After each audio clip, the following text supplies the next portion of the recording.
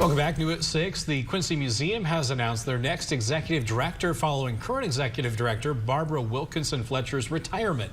Her name is Catherine Ross-Campbell-Ellerbrock.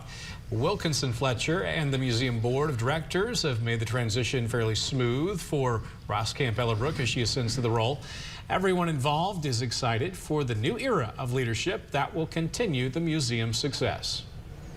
It is very exciting. The board of directors has been absolutely the most wonderful, welcoming crew I could imagine. They have really set me up for success along with Barbara and Nancy, and I'm excited and energized to take the next step forward.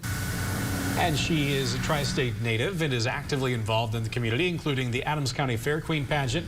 The transition of museum leadership is expected to be done by the end of the month.